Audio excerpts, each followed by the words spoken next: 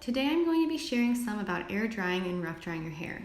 Obviously, I start with wet hair that's been recently washed.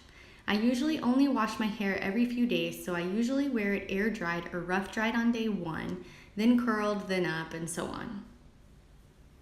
I'm mixing an oil with my curl cream to help fight frizz. I take my product and I mix it together mostly in my fingertips, then scrunch that into my hair. I'll hold my hair to the side or even turn my head upside down so that I can get a lot of lift and take some of the weight off the curls while I'm scrunching. If you don't struggle with frizz, then you can start your process using your towel to squeeze excess water out.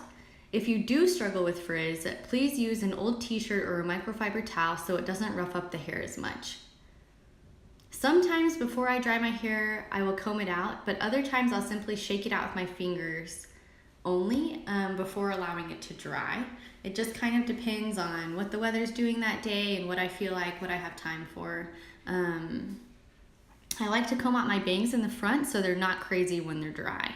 If you have a bang, combing it out kind of helps it to be less frizzy. If you don't have a bang, then you can just scrunch all of that in with your hair.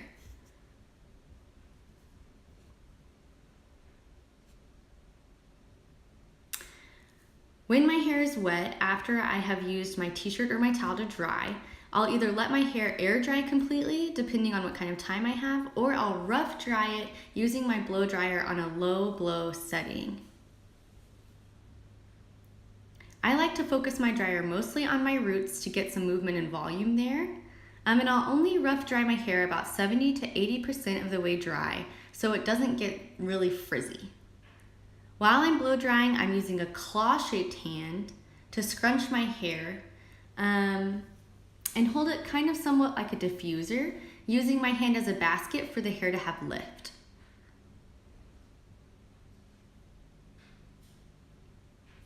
I'm kind of flipping my hair around and I'm moving my hair around to give it more life and volume as I'm drying as well. The goal here is to get it to be kind of dried and look rough, but also still look really natural, like it dried completely by itself.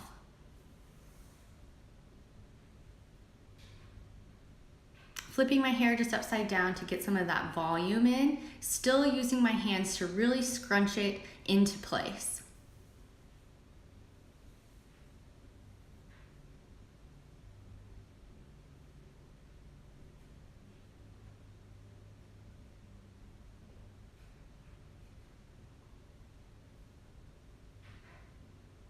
You can also twist some of the pieces around your finger when you're drying if you want the curls to be a little more uniform.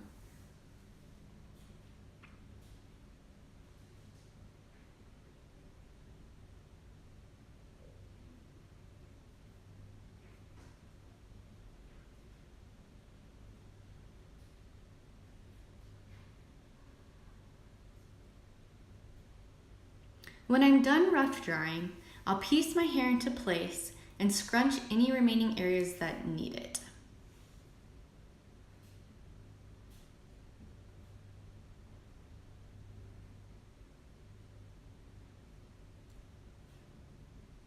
It's a lot of using your hands to put that curl and that volume in there. At the very end, I'll use just a little bit of argan oil. I'll run that through on my fingers and then put that kind of on any ends or areas that might be more frizzy than I would like. For me, that's usually around the front pieces that have been heavily colored or kind of stuff that's more around my face that I don't want to just look frizzy and too blown out.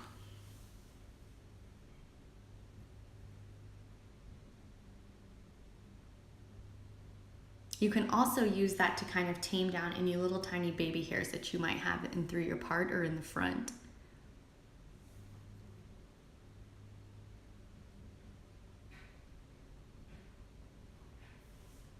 Finally, I'll set everything in place with my dry texture spray. Today I'm using Davines dry texture spray. Using this technique will give you a lived-in, rough-dried look in a short amount of time. This look is great if you want to have a lot of volume or if you're fighting humidity and you just want your hair to be curly. or if you're wanting something that takes a lot less time to style.